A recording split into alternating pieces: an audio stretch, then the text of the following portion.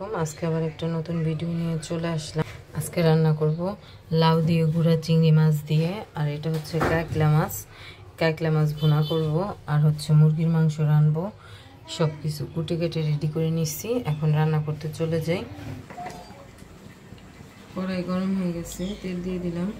প্রথমে আমি লাউটা বসাই দিব চিংড়ি মাছ দিয়ে। জিরা,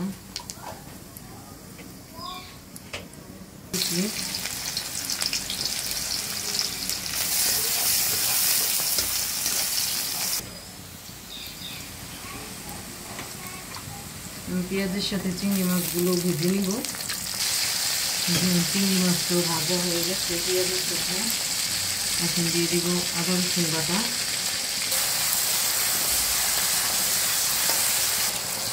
পানি দিয়ে দিব কাঁচামরিচ খালি, ধনিয়া কুচি, হলুদ, মরিচ, স্বাদ মতো লবণ। মশলাটা একটু ভালো করে কষাই নেব। লাউয়ের মশলাটা এক চুলায় কষাইতে এখানে আমি কাঁকড়া মাছ ভুনাটা বসাই দিব। ওর জন্য কড়াইতে তেল দিয়ে দিলাম, পেঁয়াজ কুচি দিয়ে দিলাম, কাঁচামরিচ একটু ভালো করে ভেজে নেব। এটা কষানো হয়ে গেছে, ধুয়ে রাখা লাউটা দিয়ে দিব একটা টমেটো।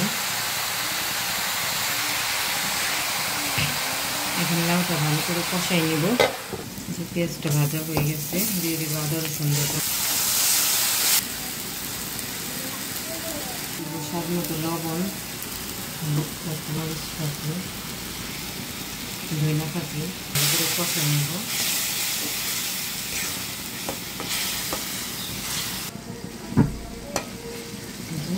মশলার সাথে পেঁয়াজটা কষানো হয়ে গেছে, এখন ধুয়ে রাখা কাঁকড়া মাছটা দিয়ে দিব।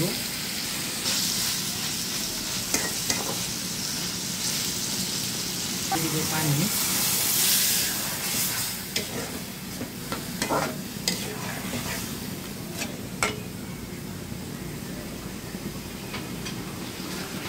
ভাজা জিরার গুঁড়া। লাউ তরকারিটা আমি অল্প একটু পানি অ্যাড করবো, আর বেশি পানি দিব না। লাউটা নরম সেদ্ধ হয়ে গেছে, আর একটু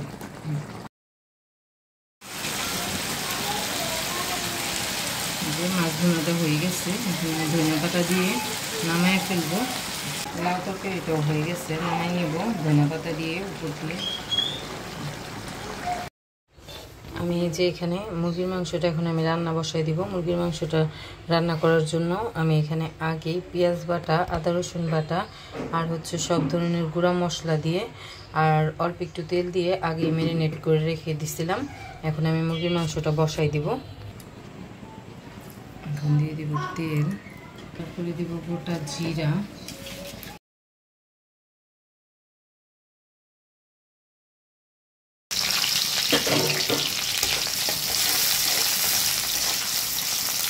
পেঁয়াজটা আমি ভেজে নিচ্ছি। এখন আগে থেকে ম্যারিনেট করা মাংসটা দিয়ে দিব।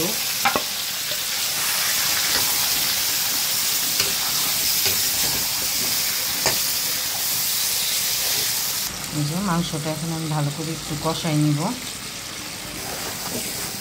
মাংসটা আমি ভালো করে কষাই নিচ্ছি, এখন গরম দিব।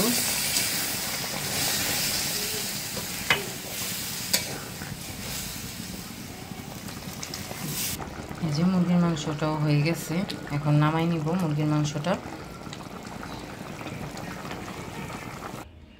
আজকে যা যা রান্না করছি সব টেবিলে নিয়ে নিছি। আজকে রান্না করছি মুরগির মাংস, সাদা ভাত, আর এখানে আছে লাউ দিয়ে গুঁড়া চিংড়ি দিয়ে, আর এটা হচ্ছে কাঁকড়া মাছ ভুনা। আজকের ভিডিওটা এ পর্যন্তই। সবাই ভালো থাকবেন, সুস্থ থাকবেন। আমার ভিডিওটা পছন্দ হলে আমার চ্যানেলটাকে লাইক, কমেন্ট, শেয়ার এবং সাবস্ক্রাইব করে দিবেন। ফেসবুকে দেখলে ফলো দিয়ে দিবেন। আল্লাহ হাফেজ।